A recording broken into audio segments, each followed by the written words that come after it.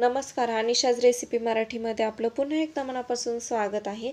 आज आपण कॉर्न भजी करणार आहेत। एकदम मस्त असे चवदार आणि कुरकुरीत भजी करणार आहेत। पावसाळ्यामध्ये आपल्याला छान गरम गरम चहा सोबत किंवा असंच स्नॅक्समध्ये खाण्यासाठी रेसिपी तुम्ही बघू शकता। एकदम छान असे कुरकुरीत भजी होतात। चला तर मग आपण रेसिपीला आता स्टार्ट करूया। तर सगळ्यात पहिल्यांदा कॉर्न भजी करण्यासाठी आपण इथे स्वीट कॉर्न घेतलेला आहे। ते व्यवस्थित पहिल्यांदा सोलून घ्यायचं। सोलून घेतल्यानंतर बरोबर मध्ये एक कट करायचं आणि कट केल्यानंतर पूर्णपणे साइडने चाकूने ते कॉर्न आहे ते व्यवस्थित असे कट करून घ्यायचे। तुम्हाला इथे जेवढी कॉर्न भजी करायची असेल तेवढे तुम्ही स्वीट कॉर्न घ्या। आता दुसरं पण असंच कट करून घ्यायचं। ते आता एका आपण बाउलमध्ये ट्रान्सफर करूया। आता अशाच प्रकारे मी आणखी एक कॉर्न आहे ते कट करून घेतलेला आहे। 2 कॉर्न आपण घेतलेले आहेत। आता यामध्ये आपण मोठा बारीक चिरलेला एक कांदा टाकूयात।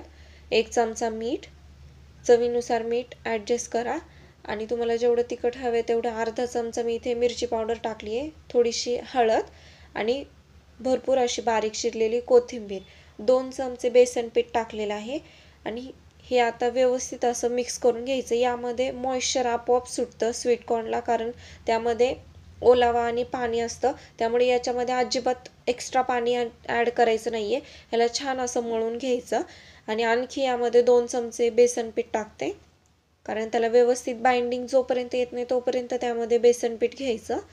आता छान असं याला मिक्स करून घ्यायचं। यामध्ये पाणी नाही टाकल्यानंतर हे अप्रतिम असे होतात आणि खूप छान कुरकुरीत होतात।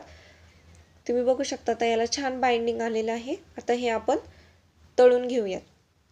तर त्यासाठी इथे कढईमध्ये छान असं तेल गरम केलेलं आहे। आता सगळे भजे मीडियम साईजचे यामध्ये आपण सोडून घेऊयात। 2 ते 4 मिनिटं छान असे एका साईडने तळल्यानंतर याला आपण पलटून घेऊयात। पूर्णपणे पलटून घ्यायचे। जोपर्यंत छान असा कलर येत नाही गोल्डन तोपर्यंत याला तळून घ्यायचं। मीडियम गॅसवरती तळून घ्यायचे। आता 5 ते 7 मिनिटांनंतर तुम्ही बघू शकता छान असा गोल्डन कलर आलेला आहे। मस्त असे झालेले आहेत। हे आता आपण एका प्लेटमध्ये काढून घेऊयात। आता अशाच प्रकारे मी दुसरे भजे आहेत बाकी तेही करून घेणार आहे। जेव्हा तुम्ही हे भजे करता तळता तेव्हा पूर्ण घरामध्ये एवढा सुंदर त्याचा वास येतो ना, खूपच सुंदर, एक अप्रतिम असे लागतात आणि जे कॉर्न आहे ते अजिबात कच्चेही राहत नाही। जेव्हा आपण ते तळतो ना तेव्हा छान असे ते तळून येतात, खूप मस्त होतात।